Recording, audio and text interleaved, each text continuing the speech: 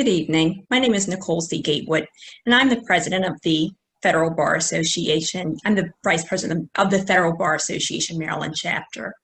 I'm also the co-chair of the Diversity and Inclusion Committee.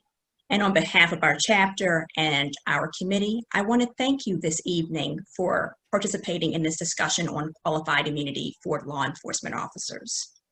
I encourage you to stay in touch with the Maryland chapter as we roll out events. And I urge you to become a member of the Federal Bar Association, and especially our Maryland chapter. Your membership enables us to continue with useful programming that keeps our bar informed and fosters collegiality among members. To join our organization, you can join at www.fedbar.org. Again, that is www.fedbar.org. Virtual events like this one are really important because right now we can't be together. And the planning of this event has been a monstrous effort. So I want to take a moment to thank our Diversity and Inclusion Committee. I want to thank our president, Catherine Newberger, and I want to thank our FBA Board of Governors for all that they have done in order to pull this off. It truly is a group effort, and we thank you. One of the things that is nice about having a virtual panel is that we can reach a much larger audience, and you can all be part of this process by asking questions in the chat. We're going to wait until the last 15 minutes of the discussion to do that so that the panelists can really facilitate their discussion back and forth, and then we can give you an opportunity to chime in and not break up that dynamic. We're most honored this evening that we have such an esteemed panel gathered. We have so many varying perspectives, and we want to thank them for giving up their time, for preparing very intelligently and thoughtfully. And to begin tonight's panel discussion, my co-chair, Lauren McClarney, will introduce our moderator. Thanks, Nikki. And thank you for all of you for being here. So our moderator for this evening is Judge Andre Davis. Judge Davis has served with distinction for 30 years as a judge on 4 different courts: the United States Court of Appeals for the Fourth Circuit, the United States District Court for the District of Maryland, the Circuit Court for Baltimore City, and the State District Court. And during his terms, he has presided over several cases involving the doctrine of qualified immunity. Before being appointed to the judiciary, he was an attorney in the Civil Rights Division of the United States Department of Justice, an assistant United States attorney in Baltimore, and an assistant law professor. So no stranger to tackling a good challenge, Judge Davis then retired from the Fourth Circuit in September 2017 to accept an appointment as the Baltimore City Solicitor. And in that role, he led the city law department, which was comprised of more than 100 lawyers and support personnel, and he serves as one of the 5 members of the city's Board of Estimates. So tonight, he has graciously agreed to facilitate this very important conversation. So thank you to our moderator, Judge Andre Davis. Thank you very much, Lauren, and welcome to all the participants. And on behalf of the panel, I want to extend our appreciation to Lauren and Nikki Gatewood and the entire committee and the Board of Governors of the Federal Bar Association Maryland chapter for putting this program together. We have quite a distinguished panel, and I'm delighted to introduce them to you now very briefly. In alphabetical order, Thomas Barnard is a shareholder at Baker Donelson's Baltimore office. He's a graduate of the Rogers College of Law at the University of Arizona and the United States Military Academy. Prior to entering private practice, Tom was an assistant United States attorney in the Civil Division of the United States Attorney's Office here in Baltimore, and he also served in the Army's Judge Advocate General Corps. Jason Downs is the Chief Deputy Attorney General for the Office of the Attorney General in the District of Columbia, as which he is responsible for managing the day-to-day operations of the Office of the Attorney General, reporting directly to the elected Attorney General, Carl Racine. Prior to joining the Office of the Attorney General last year, Jason was a partner at Downs and Collins, where he handled a variety of criminal and civil matters, including civil rights actions. Previously, Jason was a felony trial attorney and training director at the Public Defender Service of the District of Columbia. He earned his JD at the University of Maryland Francis King Carey School of Law. Dhiru Vignaraja is a litigation partner at DLA Piper here in Baltimore. He previously served as Deputy Attorney General of Maryland. Dhiru studied at Yale University and Harvard Law School, where he was president of the Harvard Law Review. He clerked for Judge Calabrese on the Second Circuit, and after that, Justice Stephen Breyer on the United States Supreme Court. Most recently, before entering private practice, Dhiru served as a federal and city prosecutor in Baltimore, and he was a candidate for statewide office on 2 occasions. Dhiru's editorial piece proposing a compromise revision to the qualified immunity doctrine appeared in USA Today last month. Last but not least, Jean Zakharaszewski is a partner at the Baltimore firm of Brown, Goldstein, and Levy. Prior to joining Brown Goldstein, Jean was a civil rights litigation associate at a large Washington, D.C. law firm, and before that, she spent a year at the Public Justice Center here in Baltimore as a Francis D. Murnahan Jr. Appellate Advocacy Fellow. Clerkships with District Judge Myron Thompson in the Middle District of Alabama and for Judge Benavides of the Fifth Circuit followed Jean's distinguished academic career at Columbia Law School, where she was the notes editor of the Human Rights Law Review. And before that, Jean earned her Phi Beta Kappa key at the University of Virginia. So we have a distinguished panel, as exemplified by their participation in the panel tonight. Each of our distinguished panelists contributes in any number of ways to their larger communities through activities as board members and volunteers at nonprofits, as well as many professional activities. Really, each one represents the best of the bar. So what we're going to do is kind of break this discussion into 3 parts. We'll open with sort of a lay of the legal landscape, and I'll ask the panelists to explain the basic outline and really the history and origin of the qualified immunity doctrine as that term is used in constitutional litigation against state and local officials. Sort of not quite a 30,000-foot view, but to lay a foundation. In that regard, by the way, I'm told that we may well have a number of law students on with us at this webinar, and we're very delighted about that. And we would encourage the law students to join the Bar Association every bit as much as they will when they become lawyers. The second part of the discussion will look at some of the underlying doctrines supporting or not the qualified immunity doctrine. And particularly, we will look at the pros and cons of the doctrine, which are really brought into sharp relief, as many of you will know, as a result of the emergence of the brutality practiced by far too many law enforcement officers, including homicide, against law enforcement, against unarmed individuals, particularly unarmed Black men all over the country. And so ways to reform the police and ways to seek remedy, justice, for those who are victimized by police quite naturally bring up questions of qualified immunity.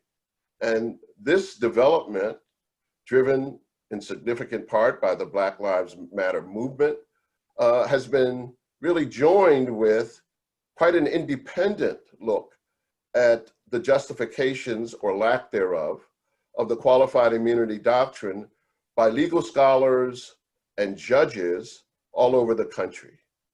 And then finally, we're going to look at proposals for reform. What would the world look like without qualified immunity? What practical, real-world consequences might flow from its abolishment or its modification? And how great should those modifications or revisions to the doctrine be? And as Nikki suggested, we will be sure to save time at the end to entertain questions from those participating. So with that, we'll get started with the conversation. And I'm going to start with Diru and go then to Jean. What is the qualified immunity that is encompassed by that term applied in the context of constitutional litigation? When did this doctrine come into modern legal jurisprudence? And why did the Supreme Court believe that the doctrine was a good idea? And why does it continue to believe it's a good idea? Diru, why don't you go ahead and educate us? Judge Davis, thank you. Nikki and Lauren, thank you for organizing this. And a special thanks to all of my panelists for what I hope is a educational but also vigorous debate about this incredibly important topic. Judge Davis, obviously qualified immunity is not a new doctrine, but it is not a doctrine that is rooted in the Constitution itself. It's not written in any of the amendments. It's not inscribed in some article of the original Constitution. It is a judge-made doctrine originally established by the United States Supreme Court in the mid-1960s, in 1967. And the reason I want to go back for a minute is because the debate that today is unfolding across the country is bringing into, as you put it, sharp relief these critical legal questions.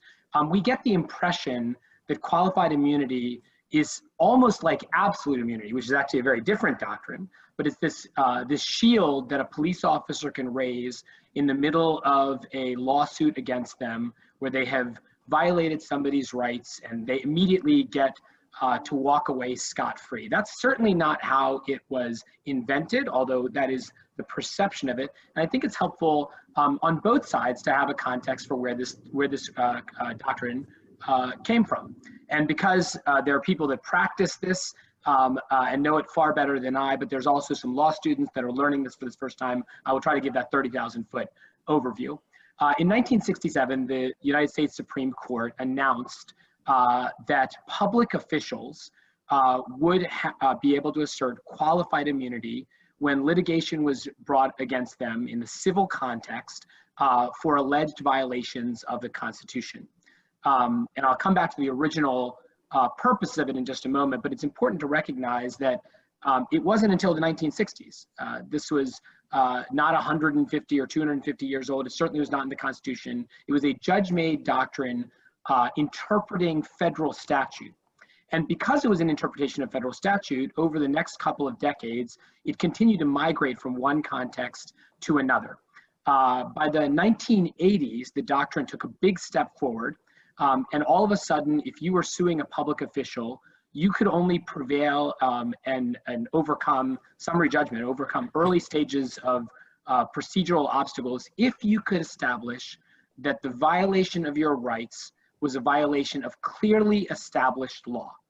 Now that phrase itself then took on an additional meaning, and it ultimately is now today applied in federal courts across the country to require the plaintiff to be able to identify a federal case, oftentimes a Supreme Court case, that has exactly that same factual pattern, which of course is very difficult to do. And so if you don't have exactly your particular facts, you are at risk of having this qualified immunity doctrine raised against you. Now notice that I have not talked about police officers in particular, and the reason for that is in part because although some of this litigation arose in the context of lawsuits against police officers or against correctional officials, it was not limited that way. It included public school teachers, it included public hospital administrators, and the original impetus of the doctrine was, I think, twofold. Number one, the idea was that a public official who was not familiar with the law, a second grade elementary school teacher who wasn't studying the development of First Amendment law, shouldn't be expected to know precisely what they can and can't do when they're seeking, for example, to discipline a student. The law in those areas is unsettled, it is evolving, it is complicated, and as a consequence, for a lay public official like a teacher or a public hospital administrator to keep up with developments in privacy law, First Amendment law, religious freedoms law, that was a lot to ask. The second justification to protect public officials was to make sure that the risk of litigation, the fear of being sued in their personal capacity, wouldn't modify or influence the kind of difficult decisions that we, the public, are asking them to make. We're putting public teachers into tough public schools and asking them whether or not to discipline a student for wearing a particular shirt that might cause unruliness in the classroom. Well, we don't want them to fear litigation in the courtroom when they're making that snap judgment. But in the middle of the 2000s, in 2005, the doctrine started to evolve to include, according to the Supreme Court, police officers being accused of excessive force. And it was then that the qualified immunity shield was also firmly established as a defense that a police officer could assert when a litigant accused them of violating their constitutional rights by using excessive force. That's the history of the doctrine, and that's sort of the purposes of it. Thiru, what an excellent opening explanation. Gene, what Thiru didn't mention, but I'm sure was in the back of his mind, was the Supreme Court's additional concern or belief on the part of many of the justices that, in fact, state tort law provided an adequate remedy in most cases, and therefore there was a concern on the part of the court that it not constitutionalize common law torts. Can you pick up on Thiru's historical perspective and fill in the gaps, bring us forward? I'm not sure I can do it in as much detail. I think while that might be a concern, I don't think it's a well-founded one or a belief of the Supreme Court, in part because most states, like Maryland, have caps on the amount of damages a person can obtain for violation of a state tort. Meaning that in a lot of, so I think what we're all aware of is often the most egregious cases. Those are the ones that make it into the news. And a lot of those cases, if they were brought under state law, the damages might be capped at $400,000, $800,000. When you've lost a loved one, that doesn't feel like nearly enough. If you are a paraplegic for the rest of your life, that's not going to cover your medical bills. So I think as a very practical matter, that's not the answer. As a legal matter, qualified immunity applies to claims under Section 1983. Section 1983 was originally called the Ku Klux Klan Act. It was passed in 1871. The whole point is that state law doesn't provide the protections that people should have under the Constitution, or that they aren't being recognized. And so there needs to be another avenue of relief. And so I don't think it's fair to say, well, there are all these immunities, but we're just going to kick it to the state courts. The law arose because state courts weren't dealing with violations of constitutional rights. And so this is a federal law. There should be federal relief. And I'm largely cribbing from Judge Carlton Reed's recent decision in Jameson v. McClendon in the District of Mississippi, which I fully admit I didn't read from start to finish until I was preparing for this panel, because I don't generally read cases I don't read for my job. Long opinion. It is well worth anyone's time for the history and I would love to have been his clerk. I can't imagine how long it took to write. He cites everything from TikTok videos to the Equal Justice Initiative report on lynchings in the South, to Eric Foner's tome on Reconstruction. It is a masterful work of research. But he points out that even some of these long-standing immunities on which qualified immunity is based weren't necessarily as long-standing as the court made them seem in trying to create this doctrine.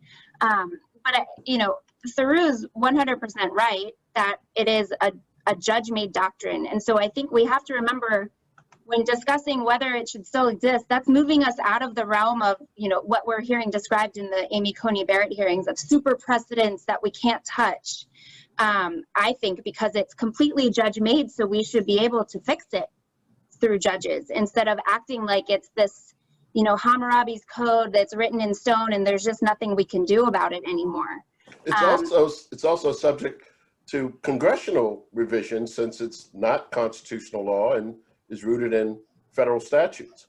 Right. Correct? I think my frustration with that, though, is that the courts are constantly kicking things to a Congress that doesn't do anything anymore.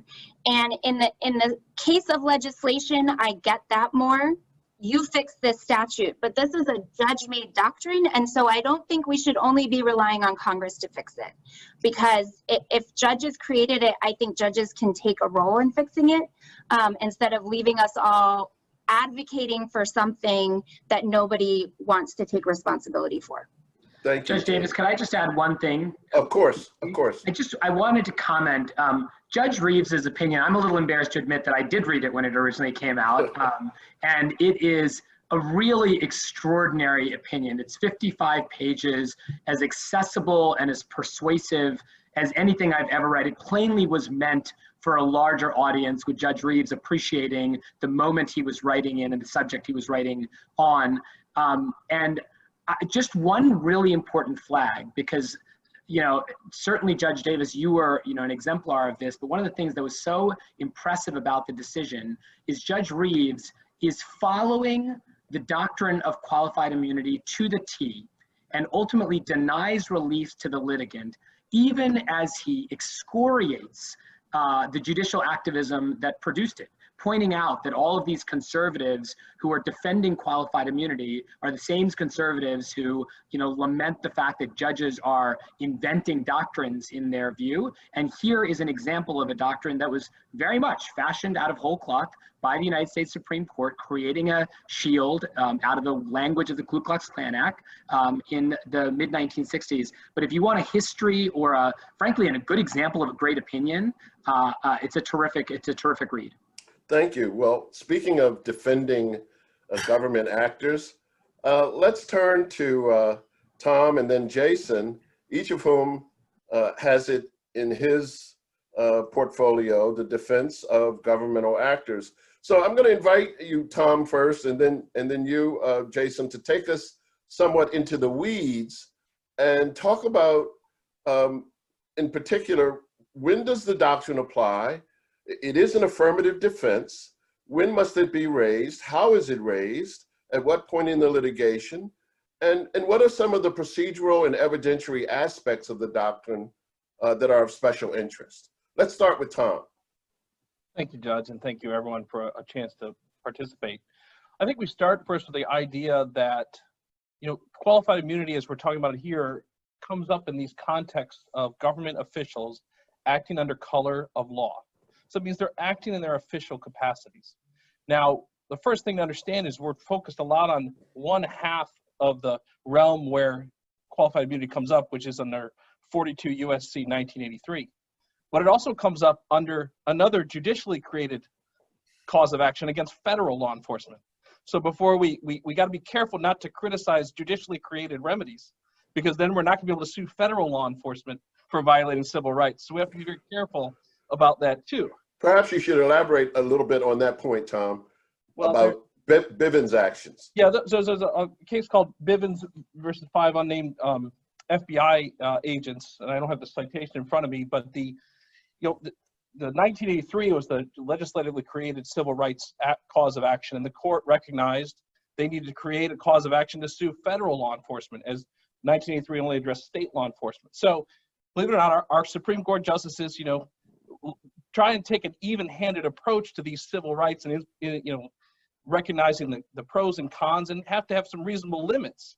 So we have to be careful about that there is limitations that they recognized, and while it's not a constitutional concept, it's laid in constitutional concepts of fair notice and the ex post facto concepts, which are themes that courts are relying on in creating this idea that if someone's going to be sued, it ought to be for a law that exists at the time of their actions, not one that's made after their actions.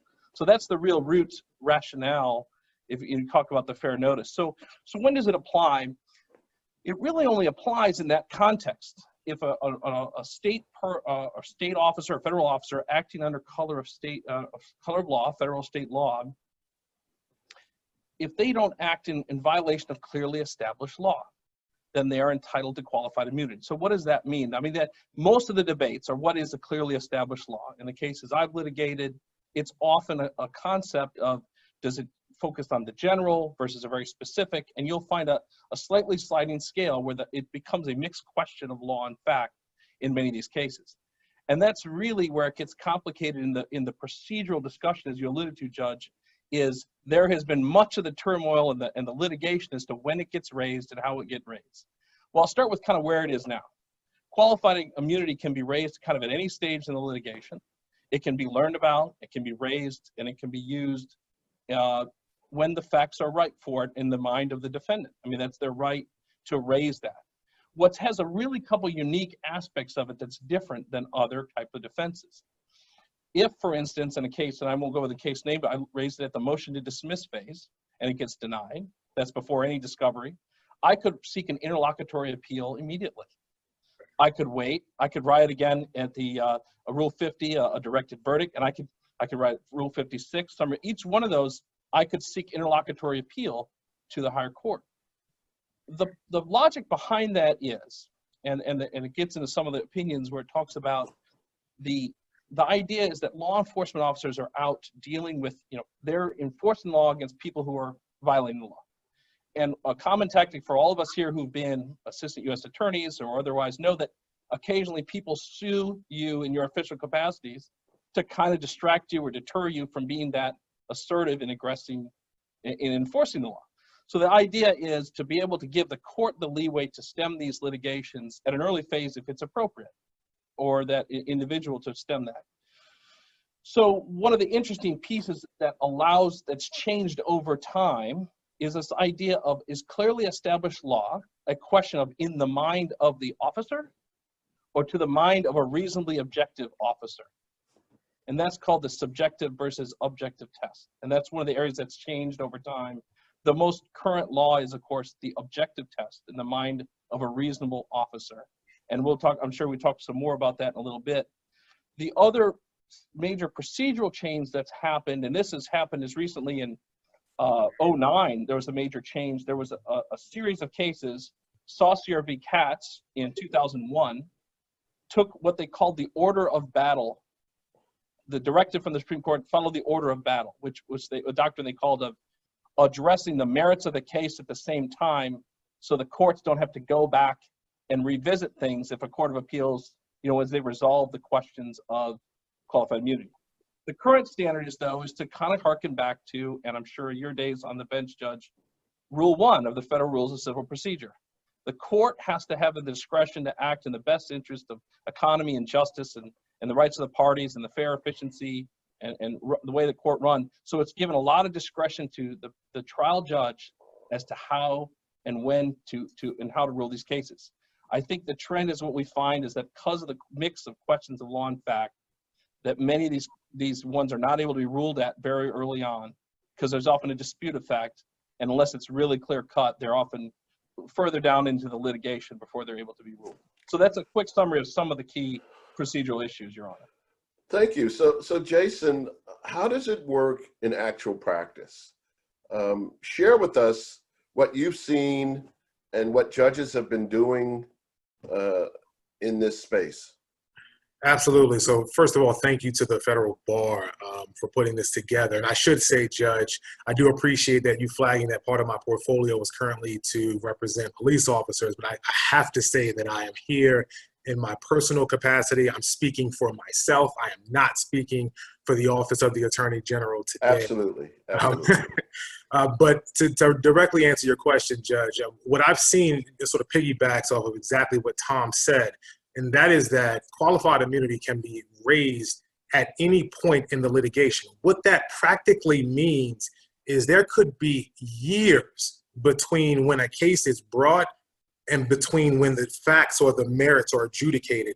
We could be stuck on qualified immunity for years because, as Tom said, there could be a a QI motion filed at the motion to dismiss stage that could be immediately appealed, or it could be filed at the summary judgment stage, and again, immediately appealed. And so theoretically, a case could make it all the way to the Supreme Court before the merits of the case are adjudicated. And what that really practically means is that plaintiffs and sort of people whose constitutional rights were allegedly violated could be waiting years before they actually have their day in court. Now, Jason, I'm going to ask you, because one of the great benefits we have in having you join this panel is that you actually have seen it from both sides, the plaintiff side and the defendant side. And I'm asking, this interlocutory appeal right that the court has given to defendants in these cases, have you seen tactical or strategic use or other procedural mechanisms used that keep the case away from resolving itself on the merits?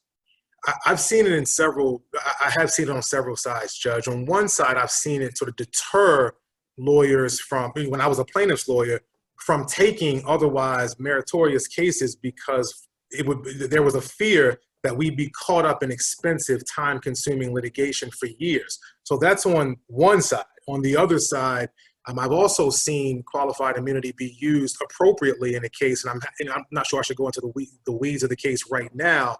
I'm happy to do so, Judge, but I've seen it in a case where officers really should have been entitled to qualified immunity. In fact, the D.C. Circuit affirmed qualified immunity under circumstances where a suicide hotline worker called the Metropolitan Police Department in D.C. and said that a person was either suicidal and or may hurt someone in the home.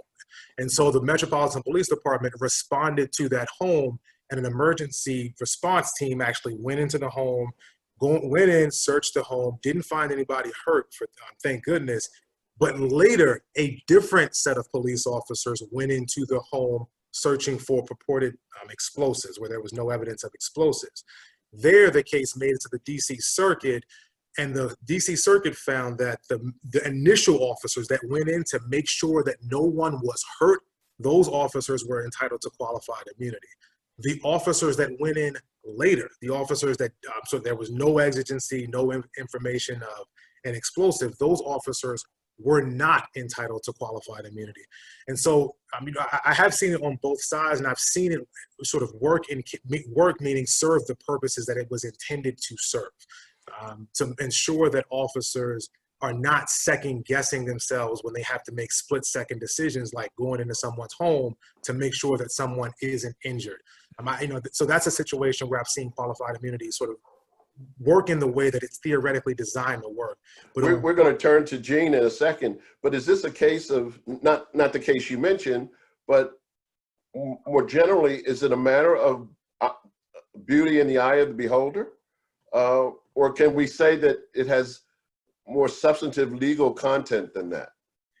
Judge, I would have to say that it has more substantive legal content than that. I'd like to say that the judges that I've been in front of and the judges that I know of are very thoughtful. They try to apply the law as they see it. It's not that the judges are sort of, doing something, nefarious. It is that they're following a law that has candidly questionable sort of roots. And if you look at the purported justification for qualified immunity, purportedly it comes from the common law that was in place in 1871 when Section 1983, the Ku Klux Klan Act, when that was passed. So at that time, ostensibly, there were common law defenses that were so widespread at the time that the court says, well, look, they were so widespread, if Congress intended to eliminate those defenses, it would have done so in Section 1983, but it didn't do so.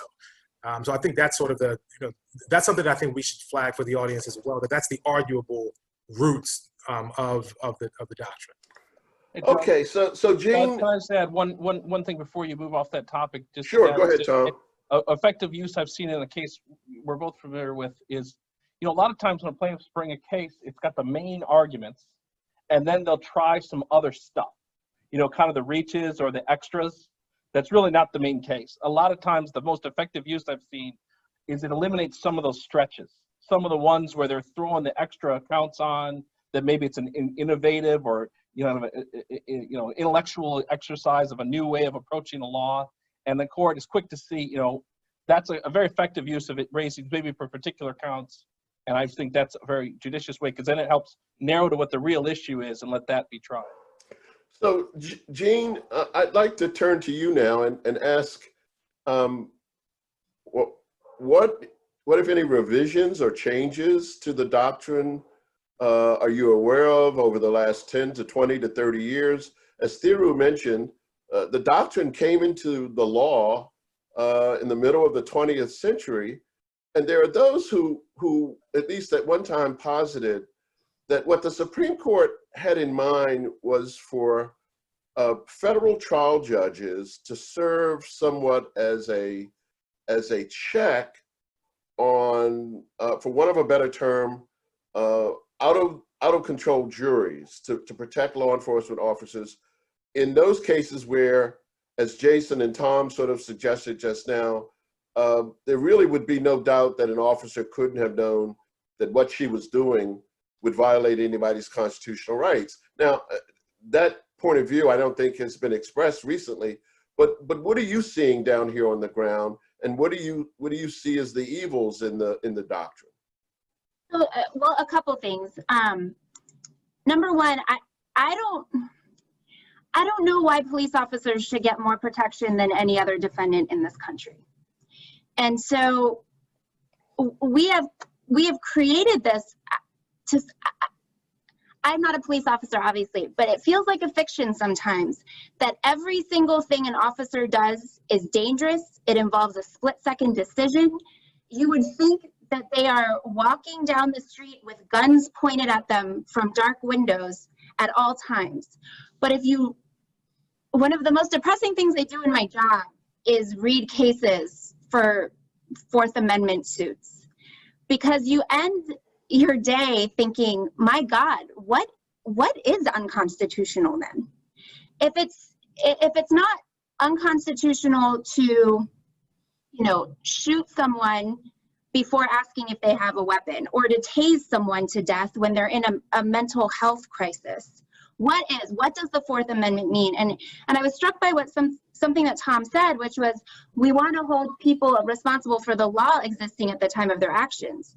Well, the Constitution has existed at the time of all of these actions. We're not talking about evolving statutes. We're talking about a basic constitutional right. And I think what you see sometimes in the courts, you see some courts say, well, it has to be exactly on all fours and these exact facts, or we can't find it. Or you see them say, kind of like Justice Blackmun, I know it when I see it. Like we know when something's wrong. We can tell, and this exact thing doesn't have to have happened.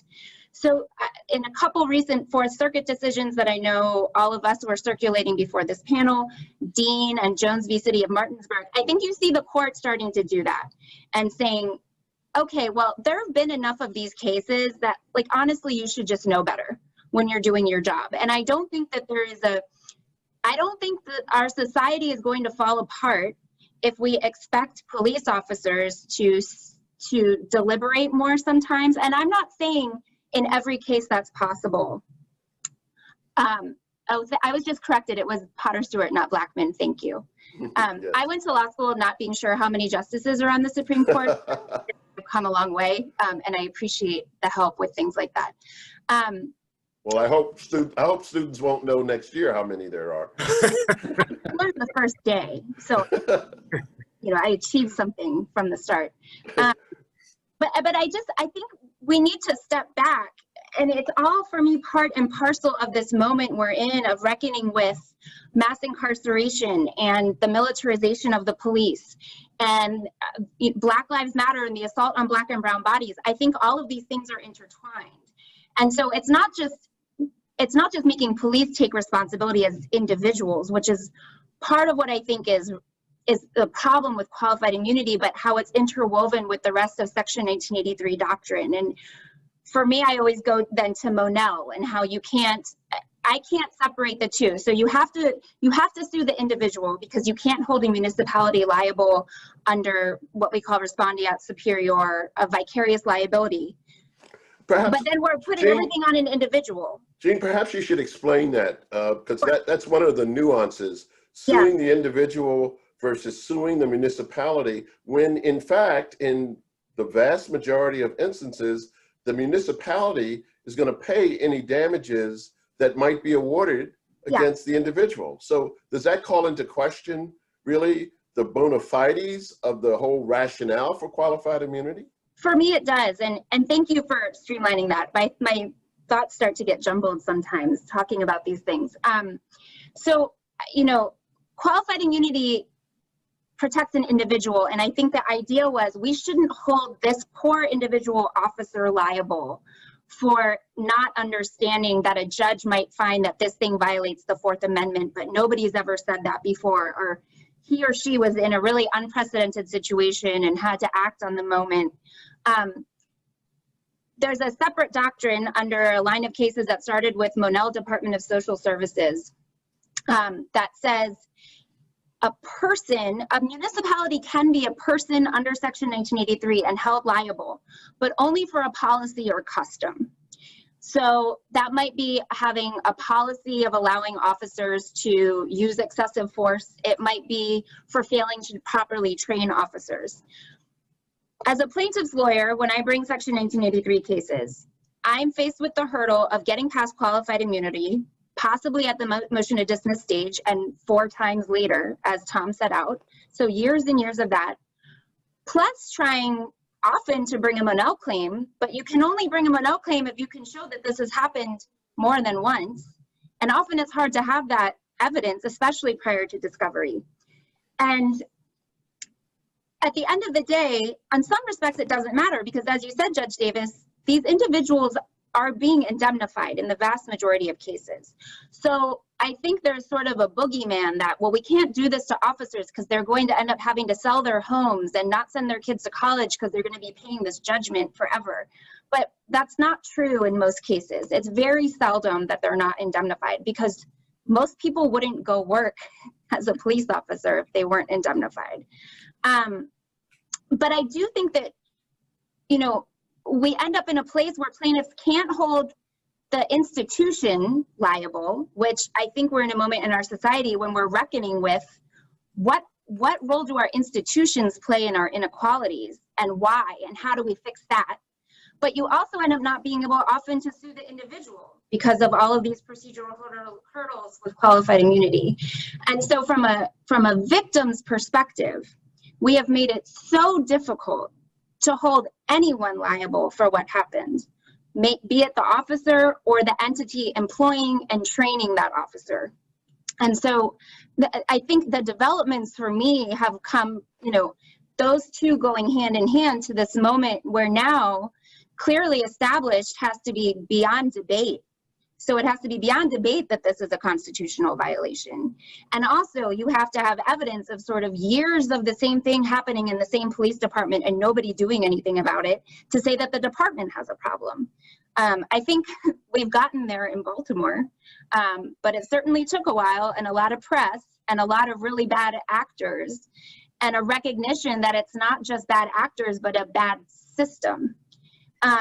So I don't know if I actually answered your question, but that's sort of where I fall with how you litigate under Section 1983 and how hard it is to do so. You did answer the question very well, Jean, and I'm going to turn to Jason and then back to Tom for their rebuttal. Jason, is the doctrine today here, you know, at the beginning of the 3rd decade of the 21st century, is the doctrine objectively justified by what actually is going on the ground and what's going on jurisprudentially?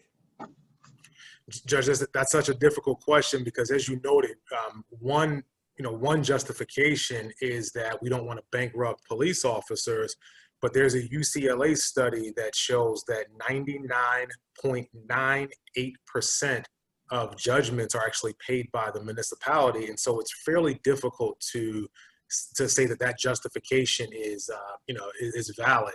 I think that question sort of boils down to 2 broad categories, one of which is the doctrine legally sound? The other is, does the doctrine sort of advance any public policy objectives.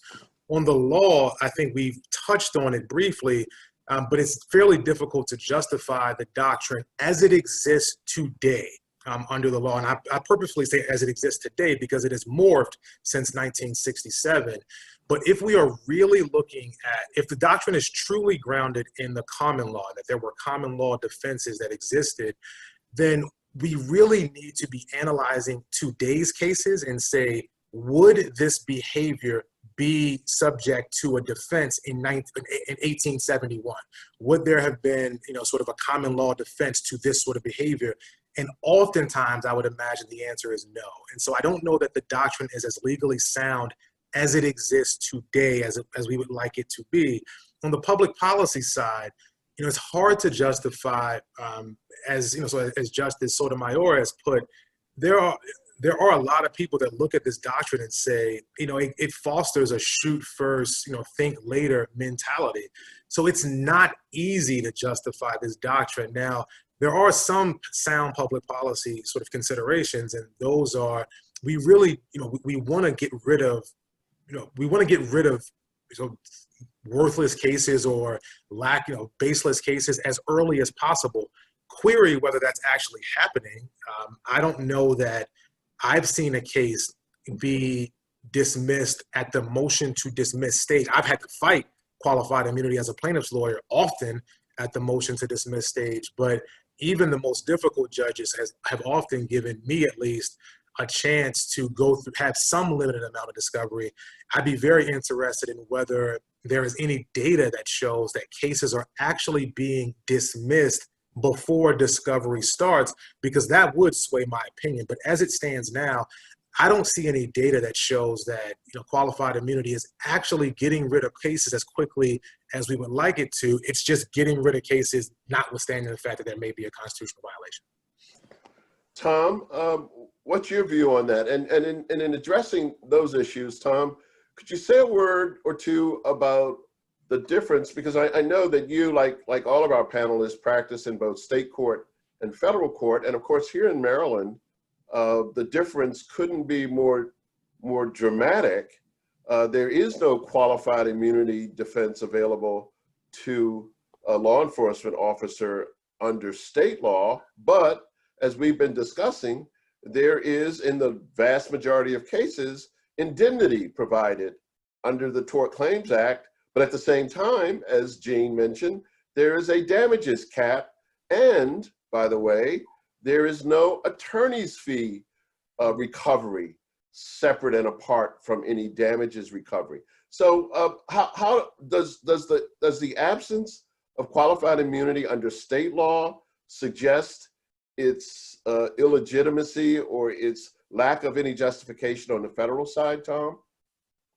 Let me see if I can answer that a couple ways. One is, we're talking about constitutional rights and violations. It's always, once we dip into the pool of how much money is it's worth, it starts to have a bad taste in everyone's mouth. Because, we're talking about what price do you put on your constitutional rights? So the idea that a state can't provide adequate remedy through its legislator because the legislature's chosen to put caps. I mean, they're elected officials. If you don't like the caps that the legislature chooses to put on, then the answer is in the voting booth. The problem is that qualified immunity isn't really eliminating cases. The same studies that we're talking about here, a look at the five very large federal districts in the NYU Law Review in 2014 found that less than 3.2% of the cases are disposed of on qualified immunity grounds. So if our objective here is to get justice and stop police violence, is getting rid of 3% of 1983 cases going to get rid of police violence? Is that going to affect, if 3.2% of the officers are affected in that way? It seems like the problem is you need this doctrine because the law evolves regularly. We're dealing with increased technology, the quote spy plane over Baltimore, the increased, what we know about chokeholds, what we know about handcuff use, what we know about perceptions and the ability of if we don't allow for a provision that allows things to change, and if I'm an officer, for instance, if I use a particular technique to put handcuffs on and a study comes out that shows that it causes nerve damage, and so they change the procedure, Can I get sued for the method I used the year before they changed the procedure because I didn't know that it was going to cause harm? I mean, this doctrine, there has to be a place for this doctrine for our law enforcement. I mean, regardless of the fact the city may pay for their, or the state may pay for their fines, that goes to the question of why we need to sue them individually in the first place, not the need for qualified immunity. Why don't we just make it like the Federal Tort Claims Act, where you sue and they scope the individual and then just assume the liability, and you don't have to have the individual's name. But the question is, you know, this is their livelihood. They have spouses and children. If they get a finding in one of these lawsuits, that ends it.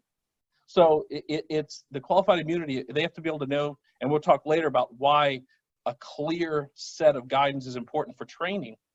You can't, I've been involved in law enforcement training and military training.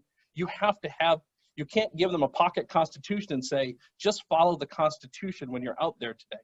You have to have practical, easy steps that are simplified, that rely on case law. We train case law to officers. It has to be practical. It can't be theoretical.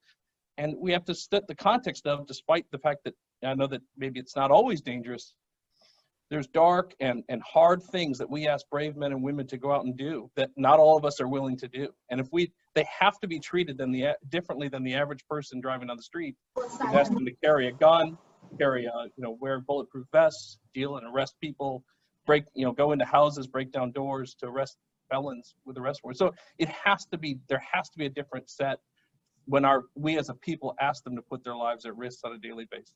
So that's my response. Okay, Thiru, I would like to turn to you. As I said at the top, there's really been quite a confluence of views that have come together from judges. And by the way, in addition to Judge Reeves's profound 55-page opinion that's been alluded to, my former colleague wrote a concurring opinion along the same lines for the Fourth Circuit not too long ago. And so legal scholars, legal theorists, judges, practitioners, justices have all weighed in recently saying something's wrong here with this qualified immunity doctrine.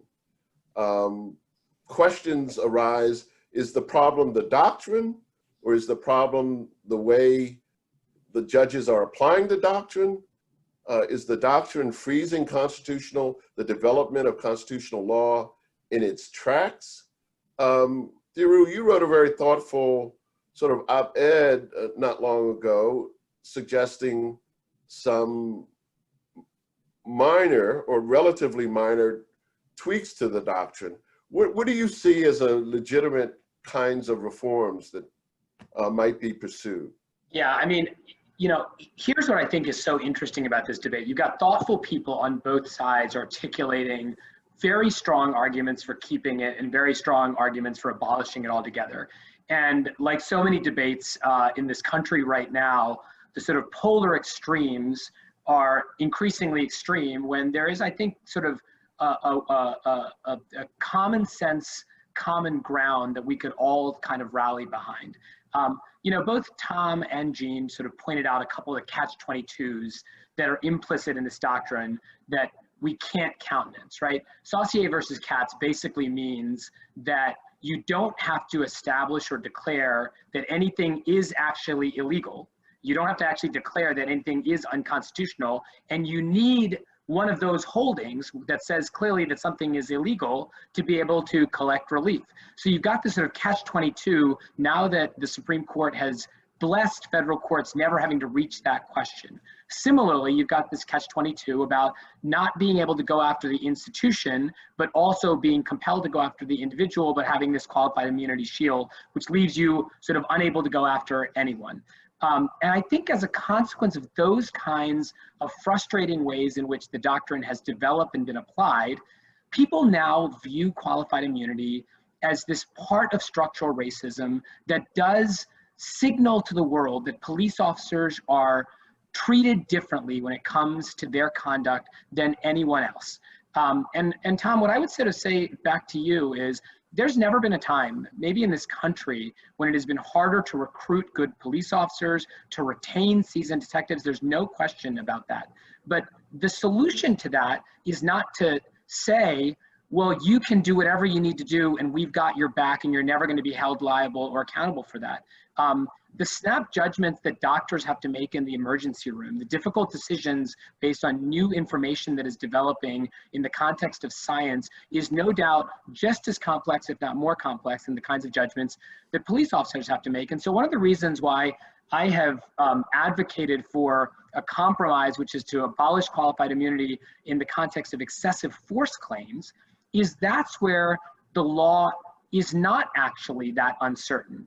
When you take a traditional Fourth Amendment search question, like aerial surveillance, like whether or not you need a warrant to get a tracker, a GPS tracker on a car, whether or not the smell of marijuana in a state like Maryland is enough to search the car when we've got medical marijuana and we've essentially decriminalized possession, but we can still prosecute. Those are hard questions. And I don't expect a police officer to know that.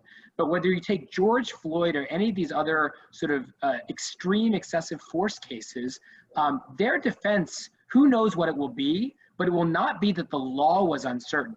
And when Tom is alluding to a new study about chokeholds or handcuffs, that's about factual uncertainty.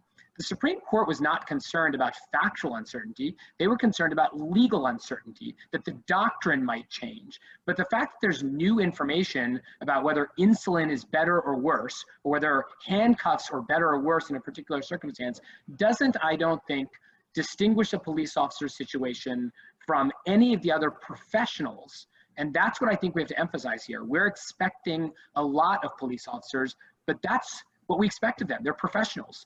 We give them the respect that they are owed. We give them a tremendous amount of authority. We expect them to make difficult decisions, and we expect them to get it right. And if they don't get it right, especially when they are, in the overwhelming majority of cases, indemnified against lawsuits, so that it's not coming out of their back pocket, it's not their pension that's at risk, I do think it's appropriate to allow those lawsuits to move forward. And Tom, you know, your point about the fact that only 3% of cases are being dispensed, I think that cuts in the other direction. I mean, if the doctrine is not doing that much, given how much symbolic damage it does to give the perception that police officers are above the law, particularly in the most sensitive, explosive, excessive force context, that seems like an easy place for us to abolish that doctrine, not rooted in the Constitution, but rooted in judge-made law, and allow those lawsuits to see the light of day, so that we can signal to the public that the police officers are going to be held to the same standard that we would hold other professionals. So you would sort of privilege body integrity, dignity about the person by creating this categorical exception to qualified immunity. And if a plaintiff's attorney can craft a complaint that sounds in personal injury, then qualified immunity wouldn't apply. I think that would be the right. excessive. Exactly. That would be the excessive. And Judge Davis, you know, in one of these sort of 700-word op-eds, you don't get to sort of trace out exactly Of course. what the thing is. But the federal legislation that's being proposed right now would draw qualified immunity across the board. That means public school teachers would no longer have it. Hospital administrators would no longer have it. I think that's throwing the baby out with the bathwater. I think to the extent that we're concerned about correctional officers and police officers using excessive force, not did they have the right to stop a car given the state of the doctrine, I think that is a place where we could carve out an exception. Jean, and then Tom, and then Jason. You all want to jump in on this? I just wanted to add two things. One is the word reasonable is already in the Fourth Amendment. And so even in the situations Tom is talking about, you're going to have, let's say you miraculously in America get to trial. You are going to have a jury hearing, well, 2 weeks before I did it, it changed and I didn't know. And I think you're hard pressed to find a jury that's still gonna, unless the circumstances are egregious and it's something that you shouldn't have needed a policy in the first place to tell you it's wrong. I don't think you would find a jury holding that officer liable. And then in terms of the 3%, I don't think we can quantify the number of cases that are never brought. And so Jason talked about the kind of cases he would turn down. We are these cases are largely litigated on contingency. Jones v. Martinsburg in the Fourth Circuit recently was filed in 2013. He got a decision this year after the third appeal.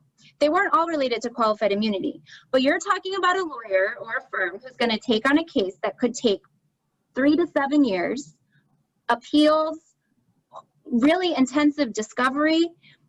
It's hard to get a lawyer to take that. There aren't enough lawyers anyway for people who can't afford $500 an hour. And then when you get into these difficult situations with all of these legal hurdles, it's even harder. And then I think we also can't quantify how this interplays with the other aspects of structural racism that Theroux was talking about, to just make people feel like, well, this horrible thing happened to me, but that's America. Nobody cares. I'm not going to sue anybody because I live in the area of town that the police are already in anyway. The Fourth Amendment doesn't mean anything here to begin with, and the courts aren't going to protect me. So why am I going to spend my time trying to call lawyers who are going to turn me down anyway? So I think it's not just about the doctrine by itself, but it's how it fits into a larger societal fabric. Thank you, Jean. Jason, I'm going to go to you first and then to Tom. I think you've taken a look at some statutory proposals that are out there to modify the doctrine. Is that a panacea, or at least a useful exercise? Useful exercise, absolutely. It's a useful exercise in that we need to bring attention to a very important issue. There is a bill that has already passed the House of Representatives that would completely abolish qualified immunity. That's sort of the most extreme version. But importantly, there is another bill that was introduced in the House, in the Senate. Unfortunately, there are no co-sponsors at the moment, and so it's probably not going anywhere, but there is a middle ground. It's not all or nothing. There is a bill that would more reform qualified immunity, and it would shield conduct only if the conduct were specifically authorized or required by federal or state law. So critically, now this Senate bill, it would not permit officers to use clearly established law as a defense. That clearly established prong would be sort of cast aside, but it would preserve what I'm going to call a good faith argument, where an officer had a good faith belief that his actions or her actions were lawful because there was a law in place authorizing it at the time. And this takes us back to 1967 when this, the modern sort of version of qualified immunity was spawned.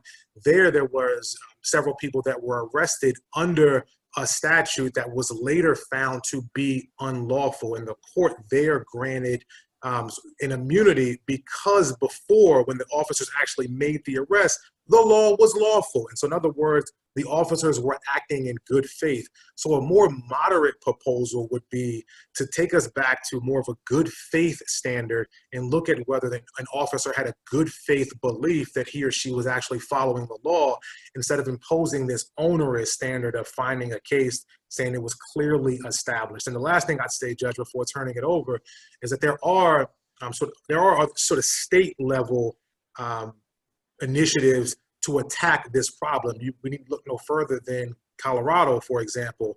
Colorado enacted a state analog to 1983, but in the state analog, they then carved out an exception and said qualified immunity is not a defense to state level cases here. So there is state level reform going on. We don't have to only rely on the federal government. This is not an all or nothing proposition. Well, that's an interesting, I was not aware of Colorado, but the truth of the matter is, to the extent a state creates a 1983 analog, to say nothing of a 1988 attorney's fee provision, since most state Supreme Courts interpret the state constitutions in harmony with the Fourth Amendment and the Fifth and Sixth Amendments, that would largely mean 1983 would lose its efficacy in many states, in some states at least. Why go to federal court if you can stay in state court, at least for some practitioners? I think that's exactly the purpose of the design in Colorado. There was a movement to gain steam in Virginia. There were 2 bills introduced. They neither made it out of the local legislature in Virginia. But the point is, we don't have to only rely on the federal government. Tom, you've been very patient. Oh, look, this is a great discussion. I think, the point of me mentioning the 3% is not to say that that's a legal justification for the concept. It's the idea that when we're talking about solving, and this conversation is solving a broader social problem of police violence.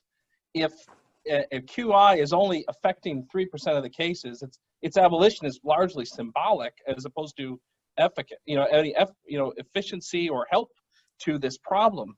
In fact, in all the cases I handle, QI, much to Thur's point, it's very, very seldom raised in an excessive force case because that is pretty well settled law. So that's really the justification for keeping it. It's for the exceptional oddball cases. If it's not being raised much, it's really no point. It's almost misleading the public to think it's going to change things. If I'm talking about any of the many cases you brought up, Judge, where I want immediate justice for the harm that's done, even without this, it's years of litigation till any liability. They're concerned with punishment. QI has no effect on criminal prosecution. It has no effect on firing of officers. It has no effect on, like you said, many of the state things. So I commend, there's an article in the Baltimore Sun just this month by Greg Bernstein that I commend. It's dealing with what the people I think are looking for is justice. And that happens in the criminal and the grand jury. And when, maybe there's a lot of concepts out there about, QI has no effect on the ability to bring criminal charges. And if we're talking about murder, no defense attorney is going to raise, murder, there's a qualified immunity for murder. There's no qualified immunity for shooting an unarmed person. It's this idea that the immediate justice is available in that criminal context. And maybe we need to look more at fixing real problems like in the grand jury and the way an independent person bringing those allegations as opposed to the state's attorney versus just, get rid of a concept that's meant to address the oddball instances when it really is not going to have much effect on many of the cases. So that's my thought is that it's been, someone mentioned boogeyman, that I think qualified immunity is very much a boogeyman, a symbol, as opposed to a real effectual, stopping people from getting justice. Tom, while you have the floor or the screen, as it were, comment, if you will, if you can, on settlement value, the impact, if any, of the existence of the qualified immunity doctrine and the existence of the possibility of one or more interlocutory appeals on the settlement of cases. Because the truth is, many cases do get settled. Some don't, many don't, but does the doctrine have anything, any play in that context? It has a big play because typically if it's a clear case of qualified immunity, then the case is going to get dismissed. Chances are it's not a crystal clear case of qualified immunity, and it usually affects only a portion of the allegations being brought. So in most cases, and if it's an unlawful use of force, like any of the instances that you raised in the middle or the beginning of the discussion, it's almost not going to have any role because all the lawyers in the room, whether it's Gene or any of the folks from a quality firm like that, they're going to know there's no qualified immunity for any of this stuff anyway. So it has some role, and the many settlement conferences I've been involved in for police allegations, 1983 allegations, qualified immunity has a very limited role in the sense that it's really more, what you hear more about is the sentiment amongst jurors, how this is going to play out given all the things that are in the news. And I hear, this is typically what I hear is how a jury is going to really come down and set an example out of these officers because of the general feelings about police nationwide, as opposed to qualified immunity having a big role. So, Thiru, I'd like to come back to you. Tom makes the argument, which I have to say, in my experience, has a lot of purchase, that in the vast majority of excessive force cases, perhaps with the exception of sort of episodic shootings, in the vast majority of excessive force cases, qualified immunity has very little to do with the litigation. And so I ask you to respond if you make the limited reform that you proposed, which is to categorically exclude from qualified immunity its use as a defense by law enforcement officers charged with excessive force, how much are you achieving? Yeah, I mean, I wanted to make a couple points in response to my former colleague, Tom. Sure. Just bear in mind, Judge, that this is the context that has inspired the debate that we're having right now. People aren't concerned about some of the other times that a qualified immunity defense is raised. People are debating this, people are marching, people are protesting because they are concerned about the police brutality cases. And every once in a while, when these cases, these high profile cases are learned about a police officer successfully avoiding all litigation, all liability because of the qualified immunity doctrine, it sends a signal. And I think that that does have consequences. Each one of those cases gets written up. And so if it isn't actually as much of a problem in the actual field of battle of litigation, but in the mind's eye and the concerns of so many Americans across the country who are taking to the streets that believe the qualified immunity is a doctrine that is in need of revision, why not revise it in the context that it is most explosive, that it is most insulting?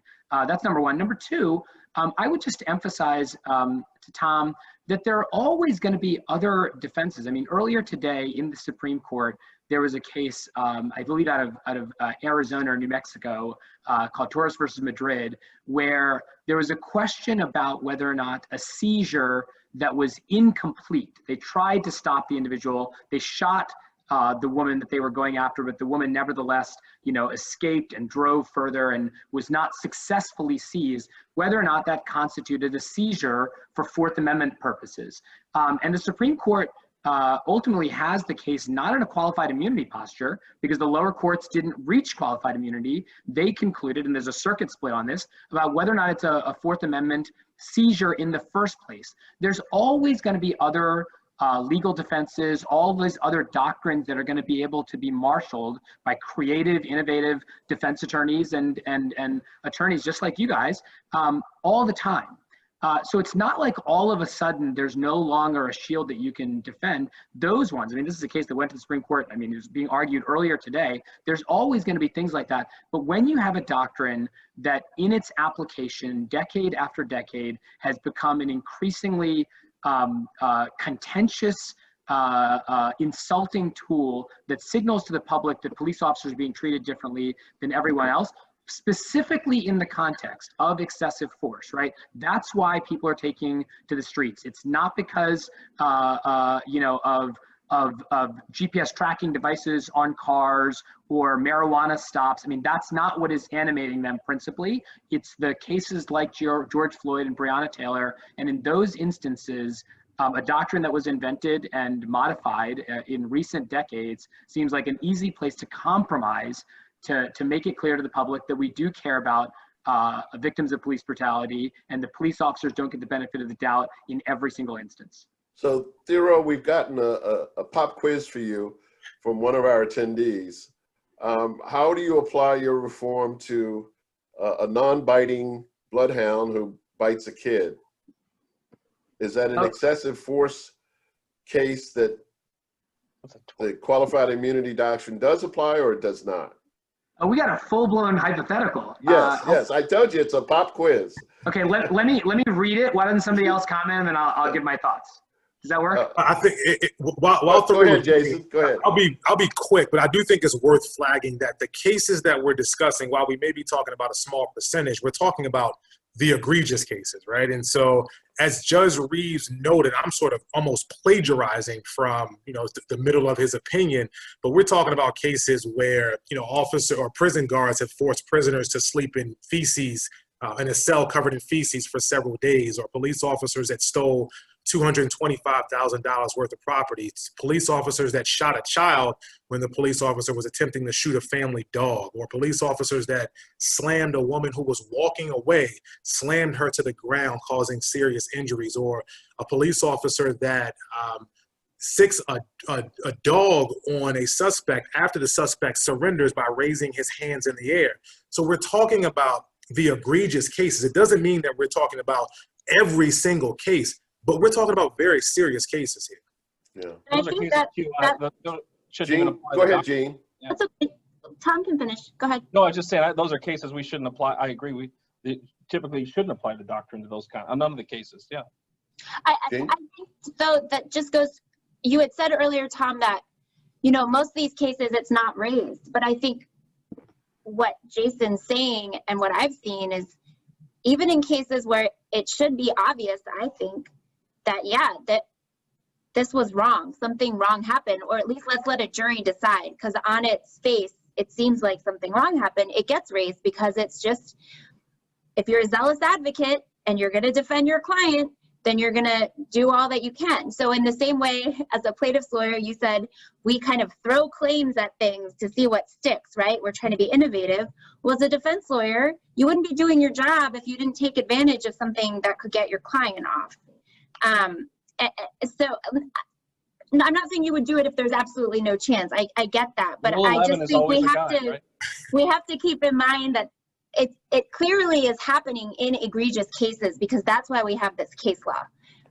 And I think that goes to what Daru's saying about it being, maybe it is somewhat symbolic, but these cases, I mean, when you read them, they send a very particular message about what is acceptable in our society, and who it's acceptable for. And so I think it has real value to debate whether it's valid to keep that. Daru, I think you're ready for your pop quiz now. I am, and I actually appreciate Jean's point, which I will sort of dovetail off of, which is, you know, Emily's hypothetical is a very sympathetic scenario, and Jean sort of alluded to this before, which is there are any number of other ways in which to defend a sympathetic scenario, including being able to argue to the jury that it's reasonable, being able to assert, as the case that I just alluded to a moment ago in the Supreme Court just earlier today, that it's not a Fourth Amendment violation in the first place. There's all sorts of arguments that will still be marshaled at the 12b6, at the summary judgment, and at trial phases. It's not like all of a sudden the police officer just immediately loses when the qualified immunity doctrine is retreated. In fact, there's any number of defenses that will remain available at each and every one of those stages. But there is a practical effect in my mind, and I think there's really two. One of them is that for all of those cases that that dissolve at the 12b6 stage, I think there is this perception that we never got a chance to tell and learn the full story, that we never got a sense of understanding what actually happened, and that being able to overcome 12b6 without falling on the shoals of qualified immunity allows us to find out actually what happened. That's the sort of first practical effect in all those cases where a litigant doesn't have, you know, a contingency fee lawyer that can go 7 years, and if they lose at 12b6, they're not going to take it up the interlocutory appeal channel. That's a problem. And then the second practical effect is, and you've got to believe that these doctrines work the way that judges believe they will. The reason why the Supreme Court put it in place is because they were hoping that these cases would stem the tide of litigation and reduce the number of cases that are filed in the first place.